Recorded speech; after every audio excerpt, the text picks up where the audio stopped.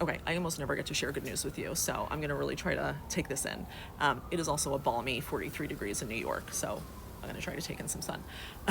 In New York yesterday, our governor Kathy Hochul passed a really important protection for abortion providers. She signed a law that lets providers keep their names off of prescription labels for abortion medication. And the reason that's so important is that names on prescription labels is how zealous out-of-state prosecutors have been able to target doctors. You've probably heard by now about Dr. Maggie Carpenter, right? She is an abortion provider in New York who ships abortion medication to patients in anti-choice states, which is completely legal, right? New York is a shield state. She's allowed to do that. In Texas, the attorney general there is suing her, so he brought a civil suit.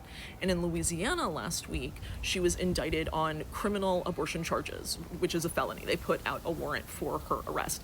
And in both cases, they were able to find out who prescribed the medication because her name was on the prescription label.